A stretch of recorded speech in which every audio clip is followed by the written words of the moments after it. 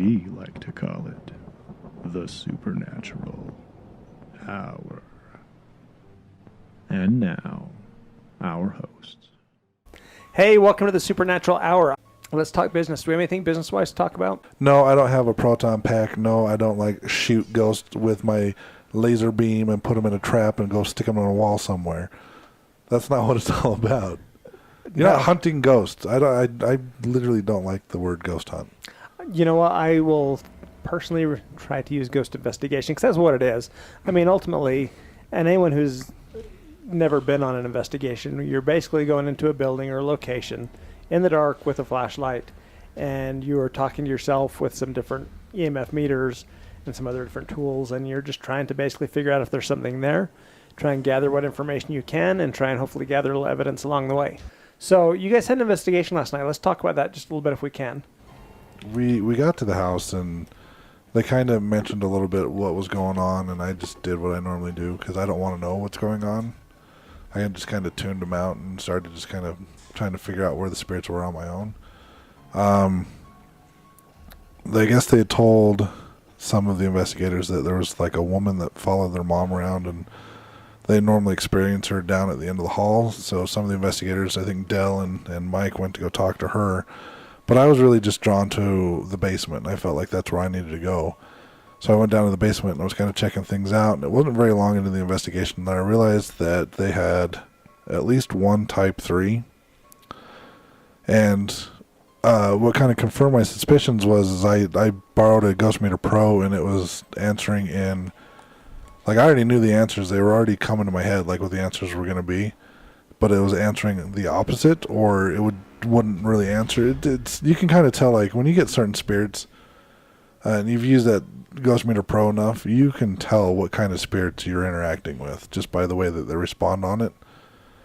And I just started, at this point, everybody else joined me in the basement, and they kind of, one of the girls that was there said she used to live there. It was their parents' house, and her husband used to sleep in the basement. They said that was the most difficult time of their marriage. They would always argue with each other over random small things. They never really understood why they were arguing with each other. And as they were explaining this, one of the other investigators, David, started saying he felt kind of like nauseous and kind of claustrophobic, and he was feeling like really strong anxiety while he was in the basement, but it was only while he was down there. When he went upstairs, he was fine. I was kind of feeling a little aggravated as well. And, I mean, there's nothing there that, other than, like a not nice spirit would kind of do. But as this was all going on, we were about 10 minutes into the investigation. I get a call from Caden. He had issues going on. And that's what kind of confirmed it for me that we were dealing with at least one Type 3. And I had to explain to Caden what was going on, and he's like, okay, and hung up the phone. I continued the investigation, and it got to the point where we were able to determine that they had two Type 3s, one being a water elemental, and nope, it was a wind elemental. Thank you. Yes, wind elemental. I said it wrong. They're both W's. I get confused easy. But I ended up calling Newman, and he was able to clear them out of the house afterwards, which I went through and staged the house. I still feel like it kind of fixed the issue while we were there, and I always do the best I can to kind of make sure that we don't have to go back, but I have a feeling... mainly because Brandy told me that this is one we're going to have to go back and look into some more. And that happens from time to time for those who've never been involved in investigations. It's not uncommon to have to go back if there may be something in the home or something going on with the family that's not resolved, that we have to go in and do a little bit of a cleanup might be the best word. Go in and find out what we missed and go from there. In fact, if there's a little wind elemental, there's a couple extra things that we probably need to do just to verify that it stays away. Well, when I'm there without you or Brandy, there's only so much that I can do. I'm still kind of learning, and I can wave my crystals at them as much as I want. I don't know if that's really going to keep them out of the house. So anything else going on since we recorded last? I'm seeing a bunch of blank looks. Blank looks all around the table. We do have a thing, but we're going to do it later for our segment.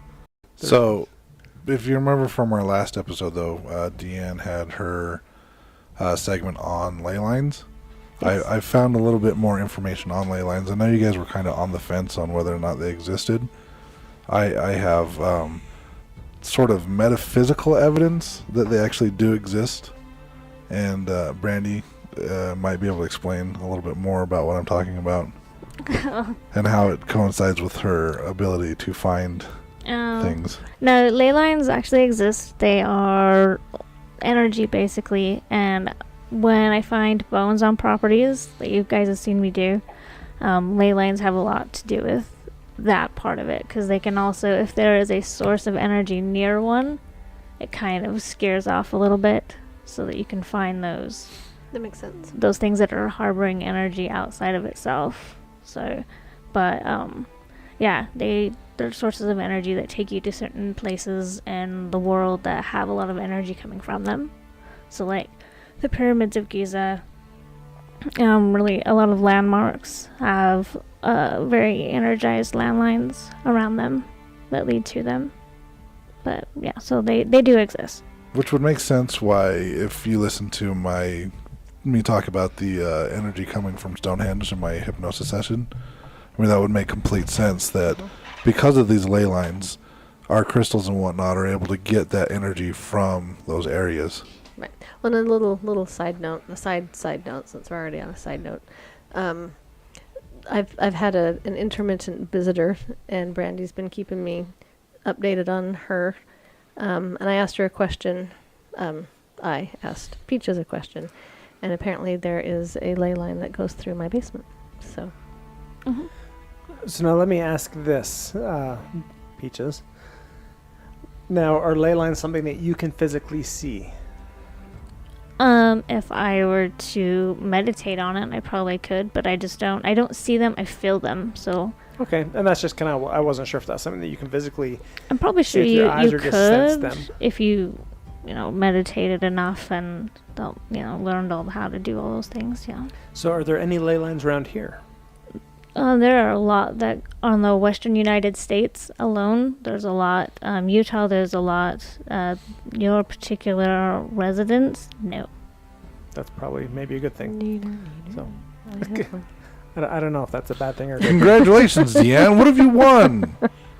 We've got a bottle of water for you. Well, Yeah, I it guess- was some delicious liqueur. I should say it this way. You don't have any that run through your home, per se, but there is one, that canal that runs behind your home is a ley line. Oh, interesting. It's a natural ley line. And that's like really close. Like I can throw rocks in that canal on a daily basis if I so chose to do so. So could I could drive over here every day and throw rocks in your canal. Where's Castle? He's skipping rocks. All right. So I got a question about ley lines. Did the ley line, were these monuments and things built because the ley lines were there, or did the ley lines, Which came first, the chicken or the egg? yeah. Oh, You see what my question is? for me, it's probably the ley lines came first, And then things were built on. drawn to that area to be built. Okay. I guess that makes sense. Well, it's kind of how we are in an investigation. None of us can see the spirits except for Peaches, but a lot of us, I've seen it with pretty much everyone at this table. We all, at times, are kind of drawn to a certain area of the house because of whatever the energy there is. Right, and I do better if one of our mediums is there. I just kind of turn off and let them run with it. But if I go on an investigation where there's not, I tend I to can fix that. hone in on that. Oh, I can too. I just need to meditate more. But Yeah, I was gonna say. No, when you're around me, that's one of the things that I do is I enhance your abilities. And it's interesting because I think a lot of people can sense that kind of energy, and sometimes you just have to point it out to them what it is. Like I've been exposed to it enough that I can feel spirits in certain places. In fact, I can't remember where I was, but I was at a funeral actually, and as I was going through the line at the funeral, I could actually sense the person who was there at the viewing standing right next to the casket. I mean, I could physically feel them standing at the foot of the casket as I walked through the line. I felt that once. And I'm like, oh my gosh, she's like right here. And you could feel it, but I don't think anybody else could. But had I pointed it out to people what the feeling was like, I think anybody could have picked up on it who wasn't completely dead to feeling that sort of thing. So what kind of funeral was this? Was this like a LDS funeral, or? It was an LDS funeral, yeah. It was actually the LDS chapel. This wasn't terribly long ago, actually. This is like within the last couple of weeks. I was at an LDS funeral, and it's been 6 months ago, and it was the person who had passed away was a troubled passing and a troubled life, and that's the first time I'd felt the spirit at a funeral. And they were standing at the foot of the casket, and he was just as angry and bitter and disgruntled as you could. I actually gave him a berth. I was like, ew, and walked around him. But I felt it once. Let's talk about stuff. What you got, Tim? The article says the family, plagued by poltergeist, set up cameras to capture its sinister tricks, and were left terrified when footage revealed repeated paranormal activity. The husband and wife, Robert and Pauline, and their son, Barry, who withheld their surnames for fear people like us, paranormal investigators, would contact them and want to come fix their problems for them. But I guess around 6 years after they moved in, the family started noticing strange things happening that centered around their son, Barry, who's 33, in his bedroom, leading them to believe it could be a portal to the other side. Once it got to the point where friends and neighbors became too terrified even to visit their home, Robert decided to install CCTV cameras to see if they could catch anything. And then there's some pictures about the son like pouring some water into a mug and the mug moving on its own. And then it says, again, so the article continues saying, spooky footage shows a mug moving on its own as he tries to pour hot water into it, and a pair of rubber gloves lift off the kitchen worktop and fly across the room. Apparently other videos reveal a chair turning around on its own and doors repeatedly opening and closing in the night. The family have become so freaked out that they have considered bringing in an exorcist or paranormal investigator to rid the house, but have held back in case it's dead loved ones. Which I think is quite silly, really. If you've got dead loved ones in the house, in our experience anyways, they're usually not that active. They might do something here and there to kind of draw your attention, but from apparently the amount of activity they're claiming they're having, I don't think it's a relative. I'm always really suspicious when they start putting up CCTVs and catching all kinds of stuff, especially when it's well-centered, because I'm watching these videos going, it's like right in the middle of the video. It's like they almost planned on, hey, the store's going to move, so I better have the camera centered right here for when it does. And yeah, I think it's fine. I don't know. We can have Peaches watch the video. But it says Robert, who's 54, he's unemployed. He says it's a really freaky place to live. Friends and neighbors say they are scared to come around, particularly after dark, not even to use the toilet. When anyone does come around, they shout bye to the ghosts. Sometimes the door is slammed after they do. And they say they have talked about getting rid of getting someone in to fight it, but they won't, just in case the ghost are his mom and dad. He says much of the activity centers around poor Barry and his bedroom, and then has a picture of the kitchen for some reason. But incidents include people seeing or hearing him in the house when he's not in, a black shape that follows him around, and doors slamming. Barry, who is a welder and a martial artist, says, I have seen the shadow 3 times in the house, but it tries to hide from me whenever I see it. One time when I was going downstairs, I felt the presence behind me and turned around and saw it. It's definitely not my shadow, but I can't make out what it is, as it's a black mass. He says he keeps waking up at 3:47 a.m. and hearing a bang, and when he checked downstairs, pictures have been thrown around. There was something making me feel scared. It wasn't just in my head. There was definitely something in my room. It said it kept trying to wake me up, and the way it moves is odd. I felt dread for the first time. He continues to say, in the end, we decided we had to get footage as something was obviously there, and we wanted to prove it.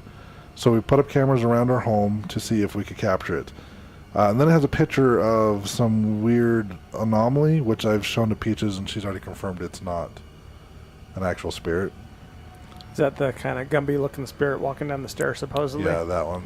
So he then goes on to say, we caught the cup move on the CCTV. At first, I thought it could have been water that it slid on, but I checked the surface, and it was bone dry. He says, Mom wouldn't let me get away without her drying the pots properly, so I knew the cups were dry too. I feel as if there's something attached to me. I don't know what it is. I don't think whatever it is the family members... he doesn't think that it is family members. If it was, they wouldn't make him feel like that. So, like I said, if there's something there, I kind of agree with what he's thinking. It's not family members. I want to say, if you're seeing a black mass, that's probably a pretty good indication it's not a family member. He says it's something else that's not human. I think it's a demon. It reminds me of that film Insidious, especially the big black thing I keep saying. Now, the interesting thing about this kind of thing is it makes you wonder, first off, if it's someone looking for attention, so they're making something up and making video up, or if it's something legit. Some of the things he says sound legit, and it's like, you don't have to have video footage to prove your legitness. Don't fake a movie, don't fake some video to try to prove your feelings and your suspicions. But the part that makes me suspicious is that I don't want anybody to come over and check it out, though. Yeah, that is kind of weird. Well, that's the father, because he thinks it's his mom and dad. The son reading what he had to quote, he thinks it's something demonic. The mom, I'm not going to read the rest of the article because there's more to it, but the mom basically believes it's a monk haunting their house. So, and they all claim that they have seen things. So, I mean, to me, that's a good indicator that there's actually something in the house. Whether or not that the footage they provided is legitimate, that's still kind of up in the air for me because I haven't looked through all of it yet. But what sucks is if it's not legitimate, if they're using made-up footage to legitimize their story, they've unintentionally delegitimized their story, if that makes sense. Yeah. You know what? Let's actually give this the Peaches test, can we? Let's have her look at the video and see what she thinks. Right now? Yeah, why not? Right now? It takes 5 seconds. We'll talk and she'll look at the video and tell us if the video's legit or if it's BS. No, but that's the thing is ultimately the fact that they don't want anybody to come in and look at it. And I realize it's just the dad. That kind of, in my opinion, delegitimizes a little bit. If, for instance, this video turns out not to be like it's a fabricated video. There's an ad first. Hold on. If it turns out to be a fabricated video, then even if they do have something real, it kind of calls into question any evidence they produce, whether or not it's real or made up. I think it was a episode of what's the one with taps? What show is Ghost that? Hunters. Ghost Hunters. There's one where they went to a home and they found some stuff that the homeowner had set up to fake paranormal activity, and they basically at that point just said, you may or may not have something, but that delegitimized anything we might find, and they basically hung it up and walked out. I don't know if anybody's seen that episode. I haven't seen that one. But yeah, the homeowner's actually faking some stuff. Total BS. Total BS? Total BS. Yeah, and like I said, I'm always really skeptical when I see the camera centered in on the door that happens to move, or I don't know, it just seems really questionable. We had that one video that you saw where you could actually see the Type 3 entity moving through, and the interesting thing is that the camera set up to cover the whole kitchen, and most of the stuff that happened was not directly in the center. It was all off in the periphery because that's where the stuff happened at. So anyway, interesting article.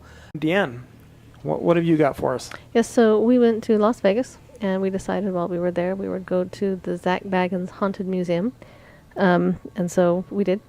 And So the museum is haunted by Zak Bagans? I think he was there. I really do. Like physically or spiritually or? Physically there. I think he was physically there. Why do you think that? There's a fancy car outside. Oh. That was kind of parked right. I mean, it was like I own this place kind of parked. It was all parked haphazardly, like he was. Yeah, I own the place, whatever. Here in Vegas, I'm pretty sure there were a lot of fancy cars there. No, it was really cool. Overall, I liked it. Overall, it was very interesting. He had some cool stuff in there. There was a couple rooms I will never go into again. There were if when we go to Vegas together, do you want to show me which rooms you won't go in? Yes. Okay. I'm actually fascinated to see. I'm like curious now. If there's rooms that Deanne won't go in, I want to go in them. I mean, I went in all of them, but there was about 3 rooms where it was like, yeah, and I'm out. And then the one that was supposed to be like the total scariest, I went in and that was like, yeah, I'm fine. With the Divic box? Yeah, well, like Just the stop the there on the Dippic way. box, you went in and it was like, yeah, I'm good. Nothing here.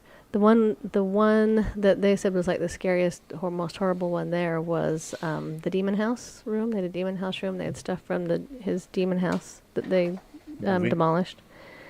And I didn't feel much there, but there was a couple rooms I was pretty excited to exit. Any specific items that drew your attention? My favorite room was actually the first room you went in, and they had a whole section in there about I can't think of his name, kind of the father of Satanism, the modern father of Satanism. Anton LaVey? Yes, thank you. I was like, the name goes away. They had a whole bunch of stuff from him. They had a doll room, which they wouldn't let us go in, but you could kind of see in there. I think that was my favorite room, though, because it had just a ton of stuff. I mean, just everywhere. And I wish it was a guided tour. And I wish that I wish it was an unguided tour, because you were only able to see a fraction of the things in there. I think they should have just let you in, gave you 20 minutes in each room with a guide there if you had questions. Yeah, I think if they did something like that wax house, I can't remember the name of it. Madame Tussauds? Yeah, Madame Tussauds, where they just kind of have stuff set up and let you walk through. Mm-hmm. Like, I mean, if they're worried about people touching things, obviously, like, put them behind cases or whatnot. But I think if they did something like that, that probably would have been more interesting, in my opinion. Right. I mean, and the guides would. And the only other thing that I really did not like is their guides were kind of overacted.